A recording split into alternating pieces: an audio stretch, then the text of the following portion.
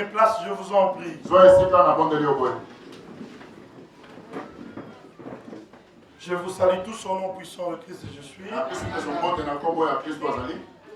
Je suis content de vous voir encore aujourd'hui si nombreux.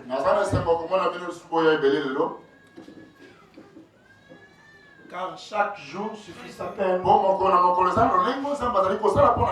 Amen. Amen. Amen. Et recevez mes salutations le plus chaleureux. Que Dieu vous bénisse abondamment, richement. L'apôtre de Dieu, les prophètes, les docteurs, le pasteur, les évangélistes, les intercesseurs.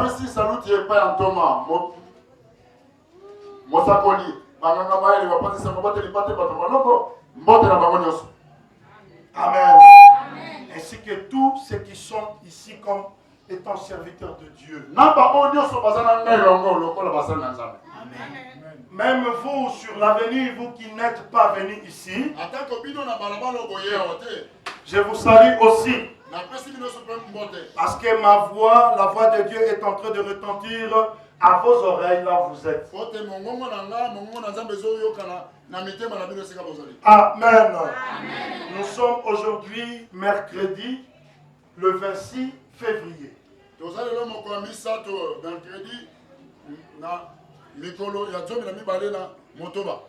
Le deuxième jour de notre journée, qui a comme thème aujourd'hui. Aujourd'hui qui veut dire homme, jardin de Dieu. Hier, nous avons parlé d'Ésaïe. Ésaïe chapitre 5. Pour faire voir comment est-ce que l'Éternel se plaignait de ta façon de vivre, de ta façon de se comporter envers lui.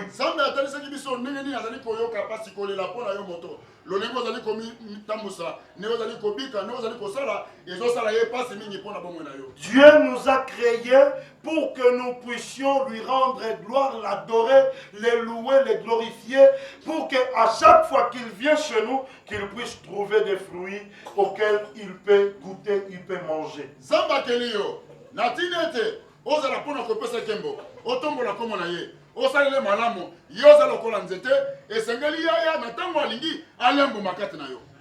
C'est pour cela qu'il a dit, il a créé l'homme. Il a créé l'homme, il parlait d'un arbre de figuier, mais cet arbre-là qui représente l'homme.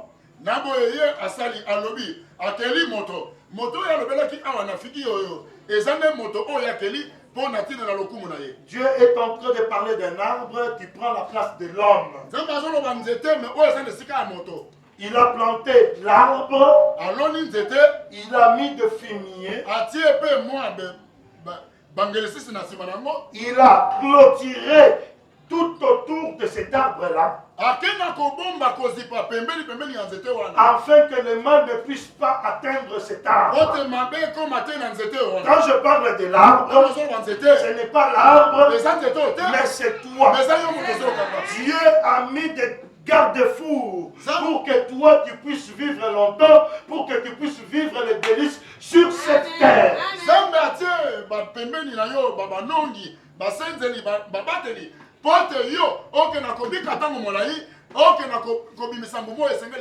Il t'a donné la bonne santé. Malgré ce que tu manges. Tu ne manges pas merveilleusement. Mais ce que tu manges là te permet de circuler, de vivre, te donne de l'énergie.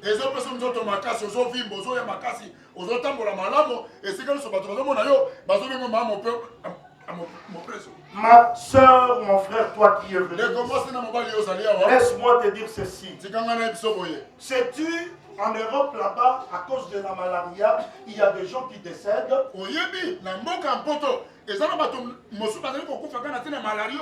Alors qu'ils ont des appareils, ils ont la technologie la plus élevée, ils connaissent comment maintenir l'homme jusqu'à même à 120 ans, 140 ans.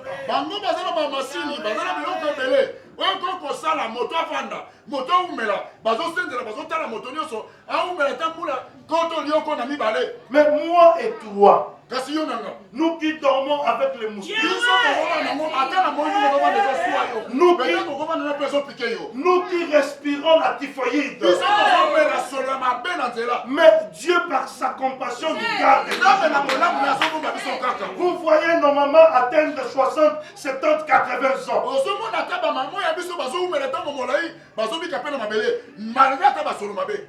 Malgré tout ça, mais ils sont toujours là. Mais lorsque une personne est atteinte de la malaria en Europe, c'est très dangereux. Parce qu'il peut succomber à cause de ça.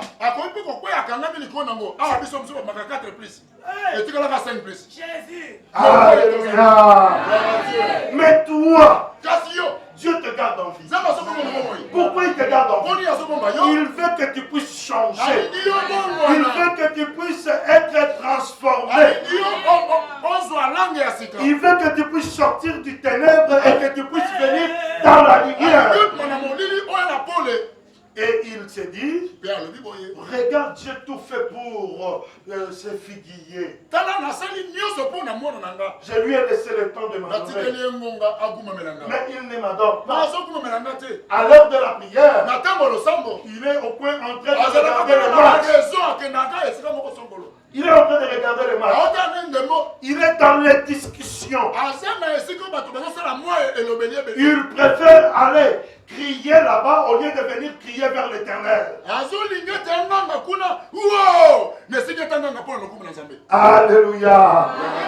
Dieu se plaint de ce genre de personnes.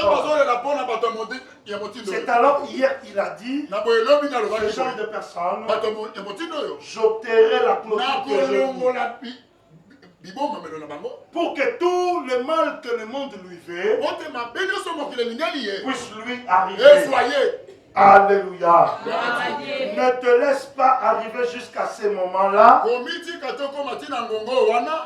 au moment des souffrances. Quand tu vas crier vers l'Éternel,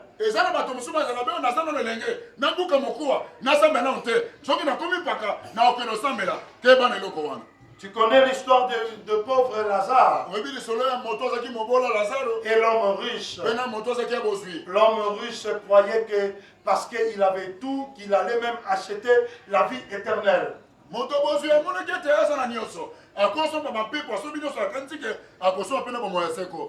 Amen. Amen.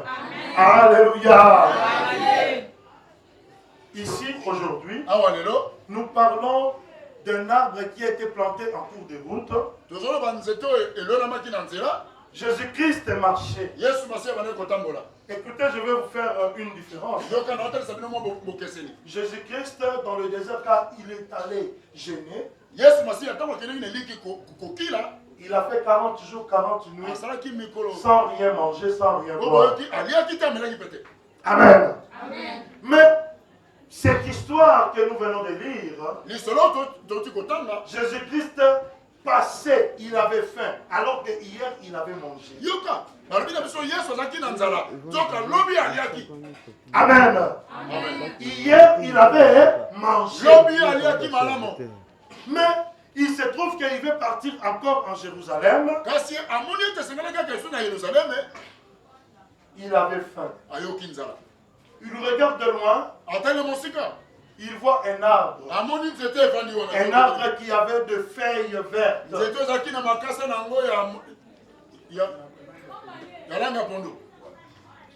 Un arbre qui démontrait qu'il possédait la bonne santé. Amen. Je te dis ici, quand je parle de l'arbre, il faut savoir que je parle de toi. Amen. Jésus-Christ s'est dit, oh, cet arbre-là est en bonne santé. Il faut que je m'approche pour que je puisse manger les fruits. Alléluia. Jésus-Christ s'approche. Il regarde l'arbre. Il n'y avait pas de fruits. Mais est-ce la faute de l'arbre? La Bible dit ceci. L'arbre, ce n'était pas la saison de cet arbre-là.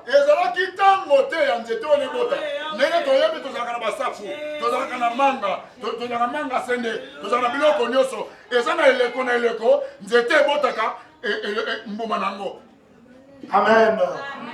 Ce n'était pas la saison. Mais quand Jésus-Christ regarde, il dit que ça soit ta saison ou pas. Comme je n'ai pas trouvé de fruits, que personne d'autre ne puisse manger. Jésus-Christ a maudit cet arbre. Je dis que l'arbre se tourne. Tout arbre doit porter des fruits. Amen. Tu sais, quand nous sommes dans la prière, quand nous donnons des sujets de prière, quand nous prêchons, quand toi tu vois la grandeur de Dieu dans tout ce que nous disons, c'est à ce moment-là que tu peux recevoir des fruits.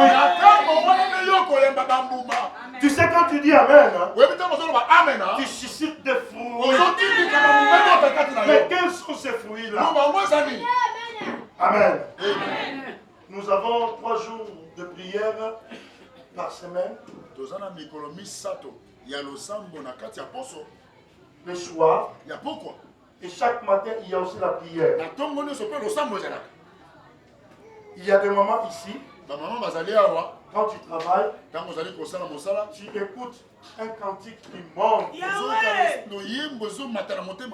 Et au lieu de chanter, tu te réserves. Au lieu de prier, tu as honte de Dieu. Tu te dis, oh non, les gens vont m'attendre.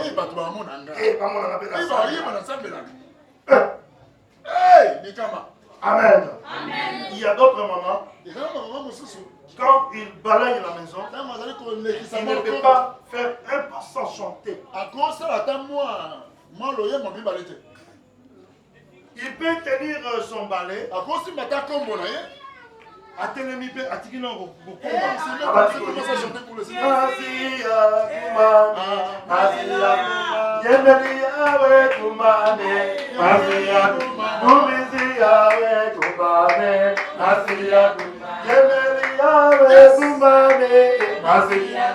Elle chante pour Dieu.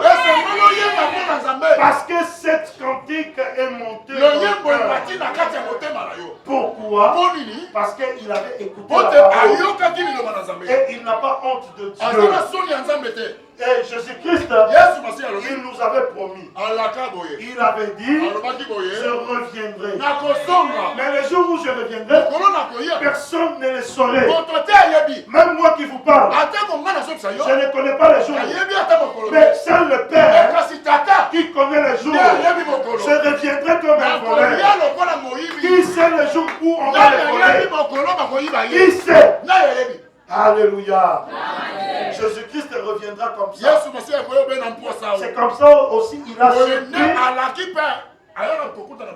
a surpris cet arbre-là. Alléluia. Il peut arriver un mercredi.